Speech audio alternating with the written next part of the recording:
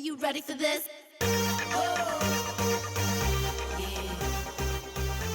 Oh, hey there. Thanks for coming in tonight. You guys look great. I know you came in looking to see who the world's most unsuspecting, sexiest male is. Well, that happens to be me. And I know what you're thinking. Who in the world does this guy think he is to call himself that? Well, I have a great story to tell you about, and we all have a great story inside of us. We just need someone to listen to, right? I'm happy to listen. I mean, I am a bartender after all. And I'm not only a bartender, but I'm a consultant, a friend, a personal manager. Sometimes I dress up as a cop with tearaway pants that has velvet handcuffs. But before I jump ahead of myself, I got to tell you how my story took shape. And I had to come back here to Home Runs to tell that story. And we don't have much time tonight, so I'm going to try to give you all the good stuff. And I'm a bartender at Home Runs Bar and Grill right here in Boston, where everyone deserves to hit a home run at least once in their life, right outside Fenway Park. It's where the Boston Red Sox play. And I get it all here at Home Runs Bar and Grill. You know, I love sports and people, and I love to entertain. And there's a lot of life on the other side of the bar. And as you know, life needs refreshments.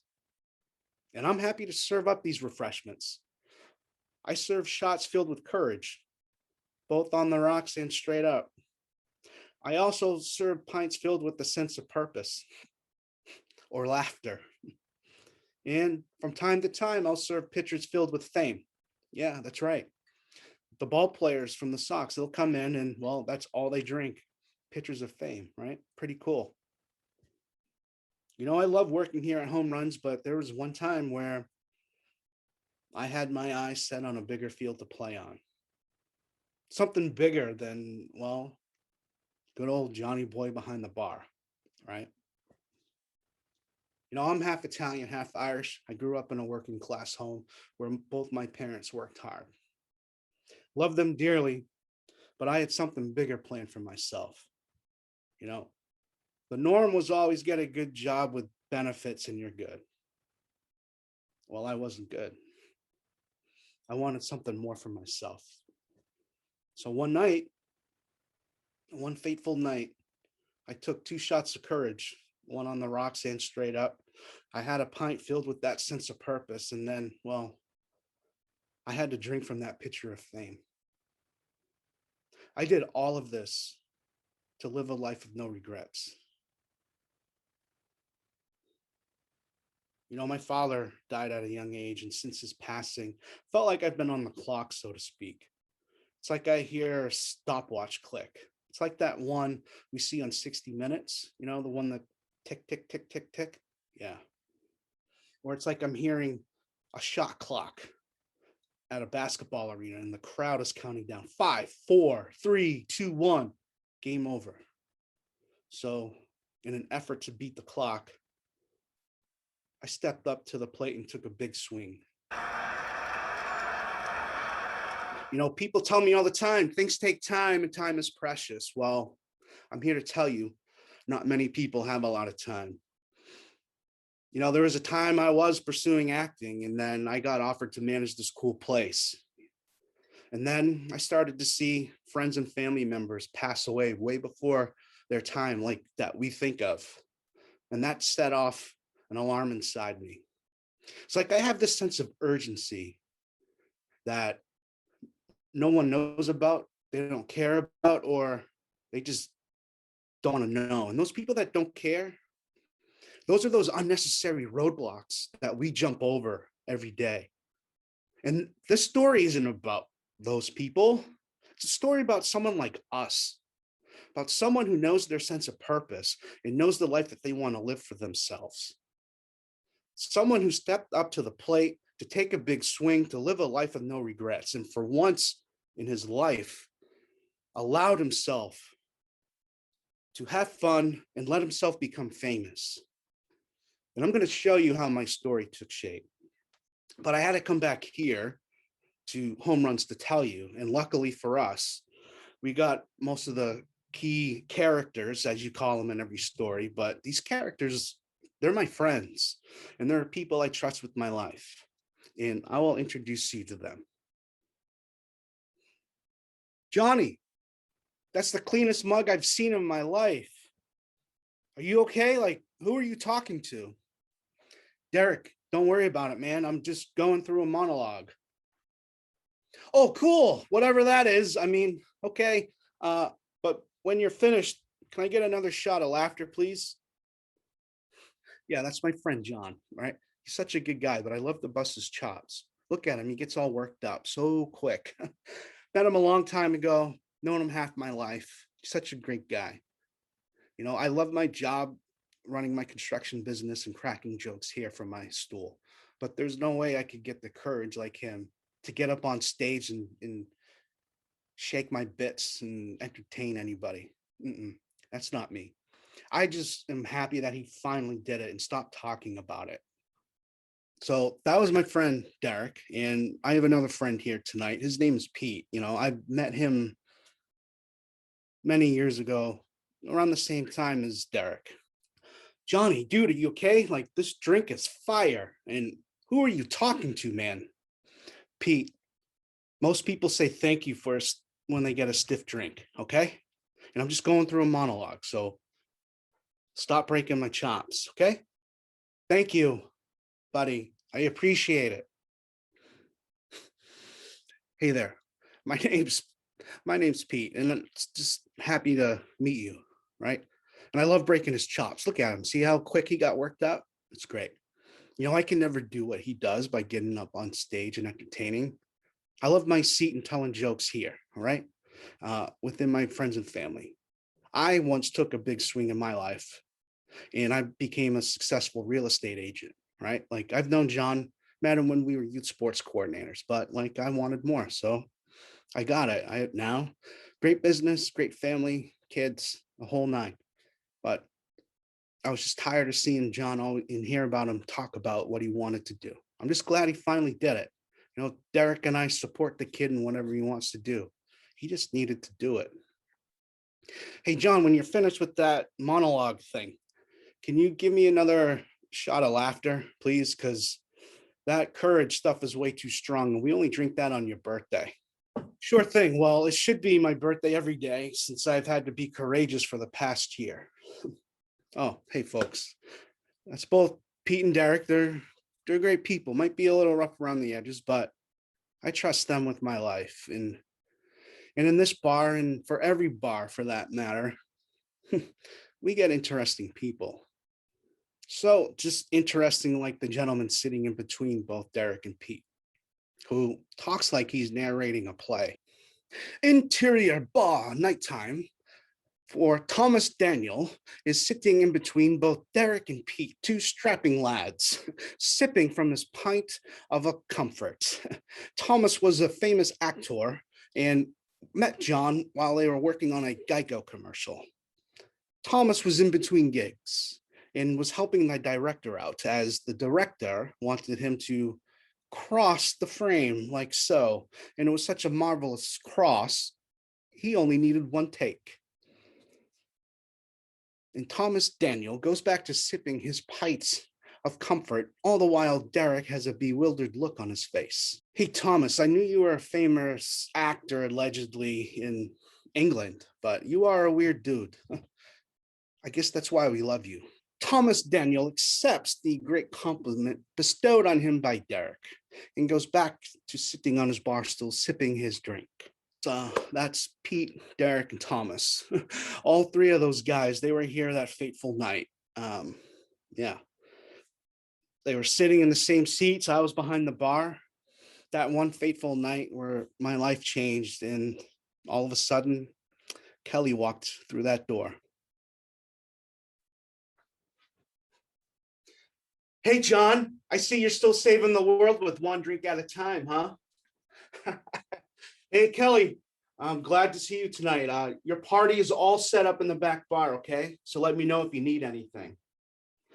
So I gotta stop right here to bring you up to speed.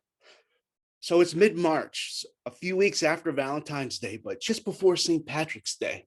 And Kelly is always planning a party by default. She's a great gal. She's a regular here. She's in her early 30s. And I always like to threaten to card her, just to make her feel better. She comes from a huge Irish Catholic family. She has like 13 cousins. So party planning always falls to her lap. And so tonight, she's hosting a bachelorette party for her cousin. There's a bachelorette party here tonight? There's a bachelorette party here tonight? Interior bar nighttime where there's a bachelorette party here tonight. All right, all three of you just shut up and knock it off, okay? You're driving me crazy. It's like I have two parrots and a narrator, huh? I didn't tell you there was a bachelorette party here tonight because, well, I don't need to tell you. And I didn't want to get you all excited and worked up. Hey, Kelly, so you never know, maybe your turn to walk down the aisle is right around the corner. But in the meantime, let me know if you need anything. Thanks, John. Actually, you can get me a shot of excitement, okay?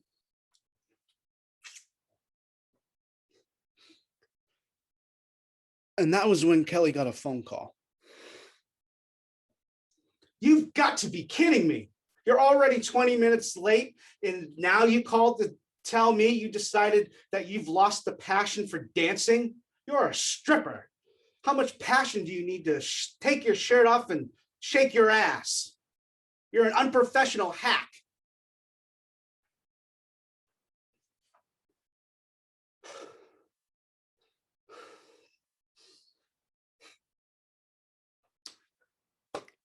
Hey, John. Turns out the dancer I hired has lost the passion for stripping. You wouldn't know anybody that could dance for us tonight, do you? No, Kelly, I'm sorry. I don't know any exotic male dancers. Interior bar nighttime, where Thomas Daniel steps up off his bar stool to help damsel in distress. My lady, my lady, I would be honored and privileged to dance for you and your female patrons tonight. As you know, I am a professionally trained actor from the School of Juilliard. Well, I only took a workshop, but albeit it was still Juilliard. And I can dance and will dance seductively for you and your female guests tonight and remove a certain amount of clothing for a price. No, nay, free of charge. Oh, Thomas, that's very nice of you, but no offense, okay? You see, you're a bit older than the bride, and well, I promised her, a hot male stripper since she's only 25, and that would confuse her since you are, well, very older. Sorry. Interior bar nighttime. Thomas Daniel shrugs off the insult and takes a seat back on his stool to sip his drink and mumbles to himself, "You will never get the part if you don't audition," and pats himself on his back in his mind. And he is content knowing that he is part of a beautiful tapestry that they call life. Well, folks, I just have to pause us right here, okay? That was a lot to digest. So Kelly hired a dancer flaked. So she's got to rectify this fast. And I don't have any dancers on speed dial, right? But I was impressed by Thomas stepping up to offer to do that. I mean, yeah, it was just a workshop at Juilliard, but I mean, it was Juilliard nonetheless. That meant something to me, right? That shows a lot about him. It's like Derek and Pete would never do that. I mean, they're too sober to take their clothes off right now. So this is what I'm seeing at the bar right now. Again, Kelly, I'm sorry. I don't know or have anywhere to find a dancer for you. What I can do is get you and your friend, the bride-to-be, a drink and a shot. What is wrong with you men these days? Do you think you can fix everything with booze, John? No, you can't. I know I can fix this. I'm having a real problem right now that I need to fix fast, and I know I can fix it. Because you want to know why? Because apparently I'm not the marrying type. And you know why I'm not married out of all of my cousins? because I don't need a man except one who could do a sexy dance for me right now and can't be older than the bride's grandfather. Oh, John could do it. He's sexy. He's cutie. Come on, John. Yeah, hey, Kelly, Johnny's always said he wants to get back up on stage and do it. Guys, you guys need to pump the brakes here, okay? Kelly does not want me to be her private dancer tonight or any night. Actually, John, I would love for you to dance for me tonight. God, the men out there these days who are all full of themselves. Sheesh, and they think they're sexy? No, I'm going to tell you what sexy is. A guy who cares. And John, you really care. And also, a guy who can listen. And damn it, you can listen good, John, okay? And I really need you to dance for us tonight. Please, dance for us. Help me out. Hey, Kelly, Johnny's been talking about getting back up on stage and performing again. He could do it. He wants to do this. Come on. He wants to do it. Look at him. He's a cutie. Oh, yeah, John? You want to get back up there? What are you, just another man who's all talk and no action? What are you waiting for? You need a permission slip? And that is when Kelly grabbed a white cocktail napkin, pulled out a red lipstick, and just wrote 3 words on this napkin. I still have it today. Those 3 words, might as well have been a legal document and said so much as, to whom it may concern, I, Kelly, give John permission to step out of his comfort zone from behind the bar and to reach his full potential. I, Kelly, also give John to cut that anchor that's been weighing him down so he can start dancing to the tune of life. But first, he will give us the best performance he has ever done on his way to becoming the most unsuspecting, sexiest male. That's what it was reading like in my head, but it was only 3 words and written from a woman, Kelly, that is on a mission, and she would not take no for an answer. So, and those 3 words, well, I felt like I was under a theater spotlight and everything was standing still. And that napkin just read, John, dance, sexy.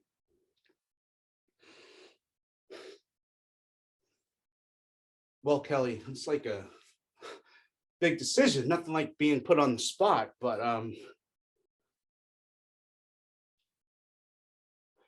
I'll do it for you, but I'm gonna need a shot of courage before I do.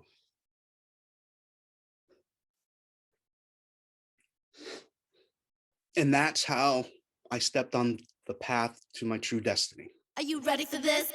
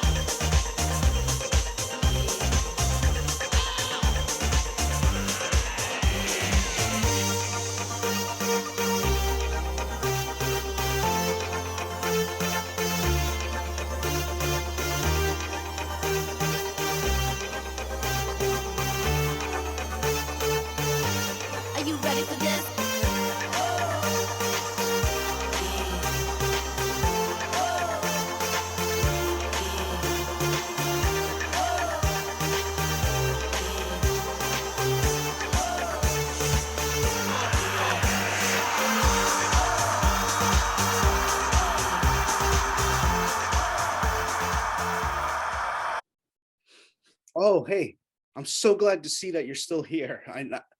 I know that's a crazy journey and some crazy thing to watch, but I felt like I needed to show you rather than tell you about how my new life started out, you know?